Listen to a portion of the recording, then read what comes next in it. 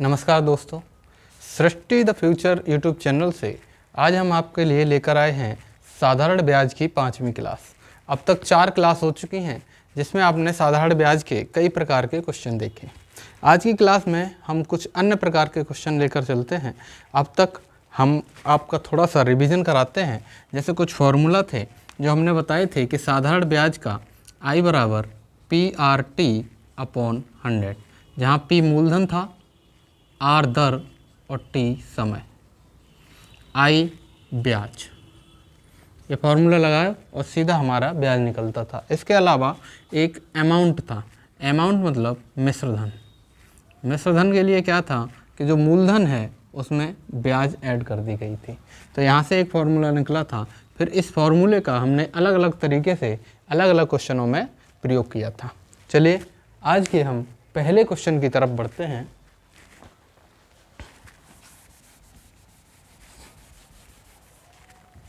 देखिए क्वेश्चन है, साधारण ब्याज की एक निश्चित दर से कोई धनराशि 4 वर्ष में 3 गुनी हो जाती है, उसी दर से कितने वर्ष में 5 गुनी हो जाएगी। देखिए पहले फॉर्मूले से देखते हैं। इसने कहा कि 4 वर्ष में 3 गुनी हो जाती है, यानी अगर हम मूलधन को x मान लें तो हमारा जो अमाउंट है, अमाउंट मतलब मिश्रधन, ये कितना हो जाएगा 3x। यहाँ से अगर हम ये देखें कि ब्याज कितना मिला तो ब्याज हमारा होगा 3x minus x is equal to 2x। Formula लगाते हैं, I बराबर PRT/100। I की वैल्यू 2x, P की वैल्यू x, R नहीं पता हमें, T हमारा 4 वर्ष है अपॉन 100। अगर हम इसको सॉल्व करें तो देखो ये x से x कट जाएगा और 4 से ये 25 बार कट जाएगा, तो R बराबर 25 गुणा 2 यानी 50%। 50% हमारी R की वैल्यू आ गई।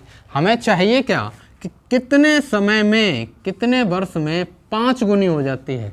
5 गुनी चाहिए तो I हमारी कितनी होगी 4, 5 माइनस 1 हो जाएगा। 5 गुनी चाहिए और एक हमारा अमाउंट, तो हमारा कितना बनेगा 4x बनेगा, यानी 5x चाहिए, x अमाउंट है तो कितना हो जाएगा 4x। आगे देखो इसमें लगाओ तो 4x बराबर p की वैल्यू x, r की वैल्यू हम निकाल चुके हैं 50, t हमें निकालना है अपॉन 100। 50 से ये 2 बार कट जाएगा, x से x कट जाएगा, तो t की वैल्यू आएगी 4 गुणा 2, ये 2 इधर पहुंच जाएगा, यानी 8 वर्ष। अगर हम PRT/100 से सॉल्व करें तो हमारा कितना आया 8 वर्ष। 2 बार हमें I बराबर PRT/100 लगाना पड़ा। लेकिन अगर आप ऐसे समझो, शॉर्ट में अगर हम बिना कॉपी पेन के करने की कोशिश करें तो सीधा सीधा समझो कि 3 गुनी राशि हो रही है। यानी अगर मूलधन 1 रुपया है तो मूल जो मिश्रधन है वो कितना होगा 3 रुपया। इसका मतलब हमें 2 रुपये ब्याज मिला। देखो 4 वर्ष में ब्याज कितना मिलता है 2 रुपये। 4 वर्ष में 2 रुपये मिलता है, ठीक है। और आपको पता है कि जो साधारण ब्याज है वो हर साल कितनी मिलती है, बराबर। साधारण ब्याज हर बार कैसे मिलती है, बराबर मिलती है। अब आप ये देखो, हमसे कह रहा है कि 5 गुना हो जाएगा। 5 गुना ही तो पूछा है उसने, तो 5 गुने के अगर देखें तो ब्याज कितना होगा उसमें 4 होगा। अगर यहाँ पर 4 वर्ष में ये हमारा समय है, 2 रुपये का ब्याज मिला। 2 रुपये का ब्याज मिला कितने वर्ष में 4 वर्ष में 1 रुपये पे। हमसे पूछा है 5 गुना। 5 गुने के लिए ब्याज कितना चाहिए 4। तो ये देखो क्या गुना हुआ 2 गुना, तो ये भी क्या गुना हो जाएगा 2 गुना, यानी 8 वर्ष में हमारा जो धन है वो कितना गुना हो जाएगा 5 गुना हो जाएगा। चलिए देखिए अभी ये क्वेश्चन कराया, सेम क्वेश्चन है। साधारण ब्याज की एक निश्चित दर से कोई धनराशि 5 वर्ष में 2 गुनी हो जाती है, तो उसी दर से कितने वर्ष में 3 गुनी हो जाएगी। अब देखिए अभी मैंने क्वेश्चन कराया था तो सेम क्वेश्चन था, उसमें बोल रहा था कि 5 वर्ष में 3 गुनी हो जाती है तो कितने वर्ष में 5 गुनी हो जाएगी। अब देखिए एक PRT/100 से फॉर्मूला बेस्ड तो हमने पिछला क्वेश्चन ही करा दिया था। सेम उसी तरीके से आप कर सकते हैं कि t की वैल्यू हो जाएगी 5 वर्ष। 2 गुनी हो रही है, इसका मतलब 2 गुनी का मतलब है एक अमाउंट हो रहा है ये 2। जैसे अगर मूलधन 1 रुपया है तो अमाउंट कितना हो जाएगा 2 रुपया। इसका मतलब ब्याज आपको कितना मिला होगा 1 रुपया, ठीक है ना। तो यहाँ से अगर आप ब्याज निकाल लोगे तो एक आ जाएगी, एक्स आ जाएगी वैल्यू, और यहाँ पर मूलधन भी एक्स हो जाएगा, ठीक है। लेकिन अब हम इसे शॉर्ट मेथड से करते हैं। देखो ये कह रहा है 5 वर्ष में दोगुनी हो गई, दोगुनी हुई, इसका मतलब ये अमाउंट हुआ, अमाउंट हुआ। अगर हम यहां पर देखें प्रिंसिपल यानी मूलधन, मूलधन 1 होगा और ब्याज कितनी होगी, 1 होगी, दोनों बराबर हो जाएंगे, है ना। तो अब ये देखो कि 5 वर्ष में जो ब्याज मिला वो कितना मिला, 1 यूनिट मिला। 5 वर्ष में कितने यूनिट ब्याज मिला, 1 यूनिट। हमें कितने गुनी करनी है, 3 गुनी। जब 3 गुनी करनी है तो यहां पर ब्याज कितना होगा 3 गुने में, 2 यूनिट, तभी तो कोई राशि 3 गुनी होगी। एक तो उसमें मूलधन है खुद का और 2 क्या होगा ब्याज, फिर 3 गुनी होगी। अब इसको देखो, ये जो ब्याज है ये 2 करें तो कितना गुना हुआ, 2 गुना। तो ये जो समय है ये भी क्या गुना हो जाएगा, 2 गुना। यानी 10 वर्ष में जो राशि है वो कितने गुना हो जाएगी, 3 गुना हो जाएगी। 2 तो ब्याज मिल जाएगा, 1 उसका मूलधन है ही है, 1 और 2 दोनों मिलके कितना हो गए, 3, तो 3 गुना हो गई ब्याज, ठीक है ना। ये चीज ध्यान रखनी है कि जो साधारण ब्याज है वो हर साल बराबर मिलेगी, हर साल बराबर मिलेगी। तभी तो देखो एक इसमें अगर 2 गुनी हो रही है तो 1 इसमें मूलधन है और 1 ही क्या है, ब्याज है, ठीक है। उसके बाद में यहाँ पे जब 3 गुनी कराई है तो 1 मूलधन है, उसमें 2 क्या होगा, ब्याज होगा। तो इसको 2 गुना कर दिया और ये भी 2 गुना, यानी 10 वर्ष में वो राशि 3 गुनी हो जाएगी। देखिए अगला क्वेश्चन है, किसी धन का साधारण ब्याज मूलधन का 9/16 गुना है, ब्याज की दर व समय का संख्यात्मक मान आपस में समान हो तो ब्याज की दर ज्ञात करो। देखिए 9/16 गुना, इसका मतलब होता है कि अगर मूलधन 16 रुपये है तो ब्याज कितना है, 9 रुपये, ठीक। और दूसरे कहा है कि ब्याज की दर यानी आर और समय टी ये दोनों कैसे हैं, आपस में समान है, संख्यात्मक मान। तो यहाँ पे ये लिख सकते हैं कि r बराबर टी, लगा दीजिए I बराबर PRT अपॉन 100, ठीक है। देखिए ब्याज हमारी है 9 बराबर 16 गुणा R गुणा R, टी की जगह पे R रख सकते हैं, क्यों, क्योंकि टी और R दोनों कैसे हैं, बराबर हैं, अपॉन 100। इसको सॉल्व करें तो देखो 4 से काटो, ये 4 बार और ये 25 बार, 25 गुणा 9 बट्टे 4 बराबर R²। हमें वैल्यू किसकी चाहिए, केवल R ही तो चाहिए हमें वैल्यू में। तो यहाँ पर हम क्या करते हैं, वर्गमूल ले लें, वर्गमूल ले लें तो 25 का वर्गमूल कितना आएगा, 5, 9 का कितना आएगा, 3 और 4 का कितना आएगा, 2 बराबर R। यहाँ पर हमने वर्गमूल ले लिया, ध्यान रखना, वर्गमूल लेने पर देखो 5 गुणा 3 15 बट्टे 2, 15/2 यानी 7.5, और ये क्या है R, यानी जो हमारा रेट ऑफ इंटरेस्ट है वो कितना आया, 7.5%, 7.5%।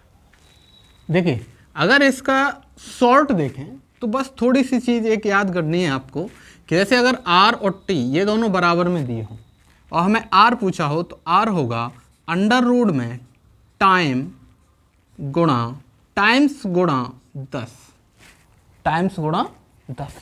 टाइम्स का मतलब है गुना, यानी कितने गुना है।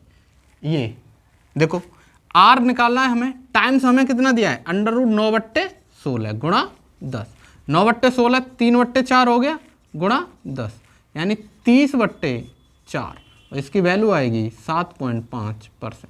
ये हमारा डायरेक्ट आंसर है। ये बस याद करना है कि R बराबर टाइम्स गुणा 10, टाइम्स का मतलब कितने गुना है, तो कितने गुना है, 9/16 गुना, तो अंडर रूट में 9/16 गुणा 10, 9/16 की वैल्यू 3/4 गुणा 10, 30/4, सॉल्व कर दिया 7.5%। देखिए इसी टाइप का अभी आपको क्वेश्चन कराया था कि किसी धन का साधारण ब्याज मूलधन का 4/25 गुना है, ब्याज की दर व समय का संख्यात्मक मान बराबर है तो ब्याज की दर ज्ञात करो। देखिए इसमें ब्याज की दर की जगह पर आपको समय भी पूछ सकता है ना, तो जितनी ब्याज की दर आएगी उतना ही समय आएगा, क्योंकि ब्याज की दर किस में आती है, प्रतिशत में, और समय किस में आएगा, वर्षों में, ठीक है ना। तो इस चीज़ का ध्यान रखना कि अगर ब्याज की दर जगह पर, ब्याज की दर की जगह पर आपसे अगर समय पूछ ले तो समय भी जितनी ब्याज की दर होगी उतना ही समय होगा। तो इसके लिए अभी फॉर्मूला बताया ही था कि पी की वैल्यू कितनी हो जाएगी 25 और ब्याज आई है वो कितनी होगी 4। फार्मूला लगा दो आई बराबर पी आर टी, टी की जगह पे भी क्या आर, क्योंकि आर और टी दोनों क्या है बराबर, अपॉन 100। 100 से ये काट दें तो 4 बार कटेगा, इधर आएगा 4 गुणा 4 और इधर आर गुणा आर। यहाँ से देखो ये डबल आर है, आर गुणा आर है, इधर 4 गुणा 4 है। तो वर्गमूल लेंगे तो वर्गमूल लेने पर ये 4 किसके बराबर हो जाएगा आर के, और यही हमारा क्या होगा रेट ऑफ इंटरेस्ट। कितना आ जाएगा 4%। अगर रेट ऑफ इंटरेस्ट की जगह पर आपसे ये पूछ ले कि समय कितना होगा, कितने समय में हो जाएगा, तो कितना समय में हो जाएगा 4 वर्ष में। क्यों? क्योंकि आर और टी दोनों कैसे हैं बराबर है। वही देखो देखते हैं, अभी बताया था कि आर बराबर अंडर रूट में टाइम्स मतलब गुणा अपॉन 10, सॉरी आर यानी रेट ऑफ इंटरेस्ट बराबर टाइम्स गुणा 10, टाइम्स का मतलब गुना, कितने गुना है, तो यहाँ पर कितने गुना है 4/25, तो अंडर रूट में 4/25 गुणा 10। ये जो 10 है ये अंडर रूट के बाहर है, इस चीज़ का ध्यान रखना। टाइम ये केवल अंडर रूट में क्या है टाइम्स ही टाइम्स है। तो आर बराबर 4 का हो जाएगा 2, 25 का 5 गुणा 10, 5 से ये 2 बार और कितना आ गया 4%। आर की वैल्यू कितनी आ गई 4%। ठीक है, और अगर यहाँ पर टी पूछ ले तो टी की वैल्यू कितनी हो जाएगी 4 वर्ष। चलिए देखिए क्वेश्चन है साधारण ब्याज की किस दर से कोई धनराशि 8 वर्ष में स्वयं की 2 गुना हो जाएगी। ठीक है, देखिए यहाँ पर जो टी की वैल्यू है वो कितनी है 8 वर्ष, टी की वैल्यू कितनी है 8 वर्ष, स्वयं की 2 गुना, 2 गुना यानी अमाउंट हो गया ये 2 गुना। ठीक, तो यहाँ पर अगर हम इंटरेस्ट निकालें तो कितना होगा 1। ठीक, तो उसी से 1 बराबर 1 गुणा आर गुणा 8/100 ये होगा। इसको अगर सॉल्व करें तो देखो आर बराबर कितना हो जाएगा 100/8, 12.5, ये आंसर होगा। अगर हम दूसरा तरीका देखें तो ये आर बराबर ये है गुना -1 इंटू 100 अपॉन समय, इसमें आप लगाओ सीधा आंसर आएगा। गुना कितना है 2 गुना, -1 गुणा 100 बट्टे समय, समय कितना है 8, 2 में से 1 गया, 1 गुणा 100/8 और 100/8 की वैल्यू 12.5, ये हमारा आंसर होगा।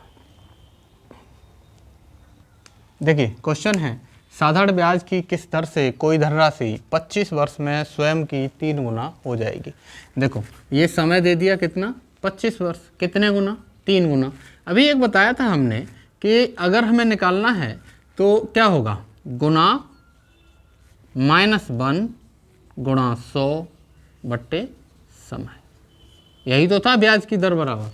तो गुना यहाँ पर कितना है 3 - 1, 3 - 1 गुणा 100 बट्टे समय कितना है 25 साल, 25 से इसे काट दो कै बार 4 बार, 25 चौक 100, 3 - 1 2 गुणा 4, 2 गुणा 4 8%, यानी जो रेट ऑफ इंटरेस्ट होगा वो कितना हो जाएगा 8%। अगर आप उससे देखना चाहो तो देखो 3 गुना हो रही है, 3 गुना मतलब अगर 3 गुने का मतलब है कि अगर 1 रुपया मूलधन था तो 3 रुपया हो गया 25 वर्ष में, तो 2 रुपये ब्याज मिली होगी।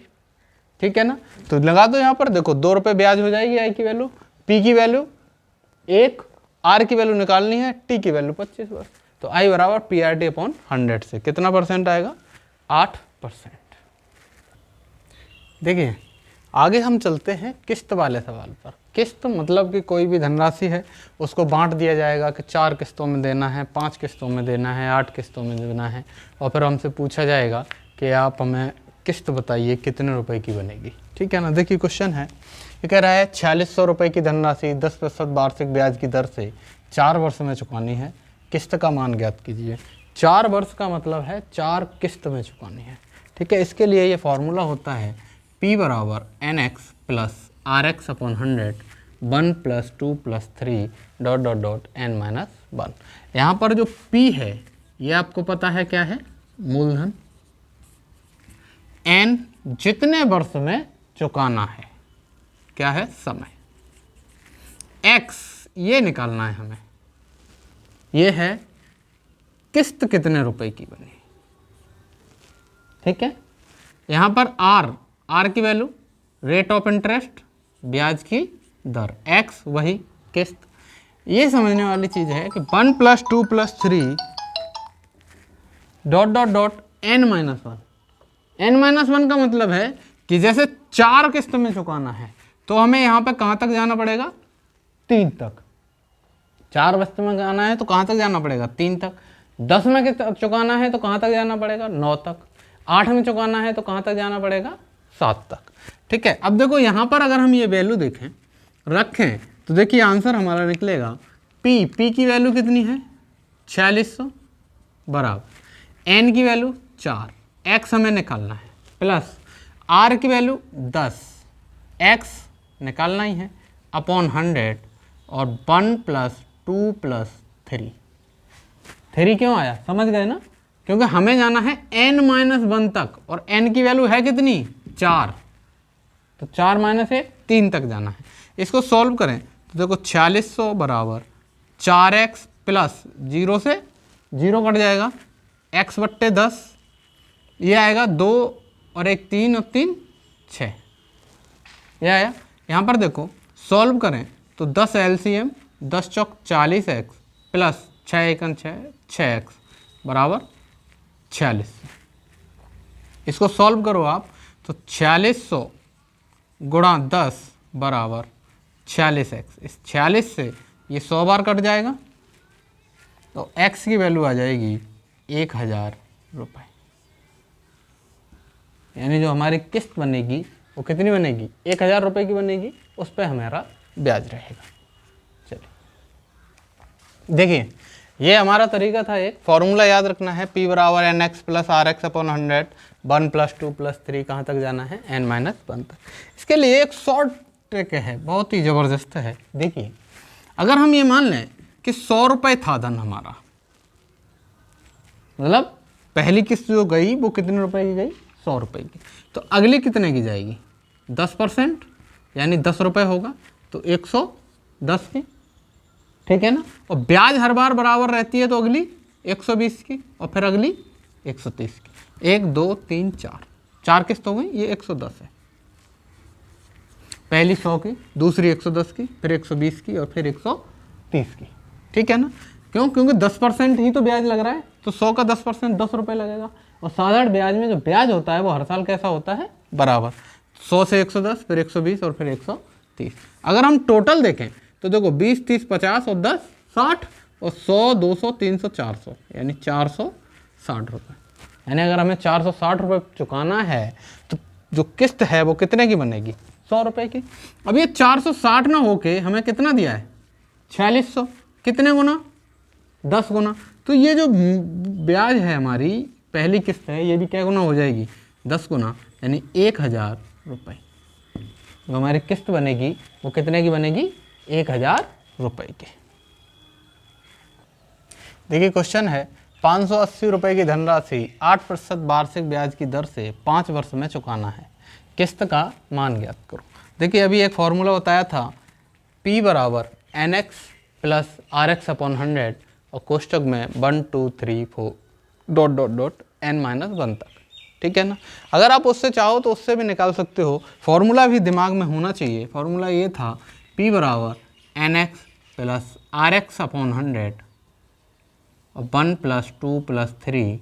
n-1 तक, n-1 तक जाएगा। यहाँ पर देखो p की वैल्यू 580, n की वैल्यू 5, x हमें निकालना है, r की वैल्यू 8, x निकालना ही है। अब ये 5 है तो ये 1 + 2 + 3 + 4 कहाँ तक जाएगा, 4 तक, इससे एक कम, ठीक है ना। इससे नहीं बताएंगे, डायरेक्ट समझो। देखो वही वाला कि 100 रुपये मान लेते हैं, 8% ब्याज की दर है, तो 100 से 108, 108 से 116, 116 से 124, और 124 के बाद 132, ये हमारा 132, पहली, दूसरी, तीसरी, चौथी, पाँचवीं, पाँचों किस्त हो गई। देखो इनको जोड़ो, 32, 24, 16, 8, देखो 16 और 8 24, 24 और 24 48, 48 और 32 80, और 100, 200, 300, 400, 500, यानी 580 रुपये। देखो ये मूलधन के बराबर आ गया। ठीक, अगर हमें पूछे कि इसकी पहली किस्त कितनी होगी, तो पहली किस्त कितने की जाएगी, 100 रुपये की। ठीक है ना। पूछे पाँचवीं किस्त कितने की जाएगी, तो 132% पे जाएगी। 132% का मतलब है कि 100 रुपये तो उसमें वो होगा मूलधन, और ब्याज कितना होगा, 32% का ब्याज होगा। चलिए आज हमने देखे परसेंटेज के साधारण ब्याज के कुछ अन्य सवाल। देखिए जितने टाइप्स बन सकते थे उस टाइप के हमने कवर करने की पूरी कोशिश की, किए भी हैं। अगर कोई रह गया है तो अगली क्लास हमारी आएगी इम्पोर्टेंट क्वेश्चनों की, जो आगामी आने वाली परीक्षाओं के लिए बहुत ही ज़्यादा इम्पोर्टेंट है, खासकर पैट के लिए, जो कि आपका अगले ही मंथ है अक्टूबर में। ठीक है ना। आगे हमें देखिए अगले जो आए हुए क्वेश्चन हैं साधारण ब्याज के, वो आपको अगली क्लास में कराए जाएंगे। आज की क्लास यहीं समाप्त करते हैं। नमस्कार, और देखते रहिए हमारा YouTube channel Srishti the future. धन्यवाद।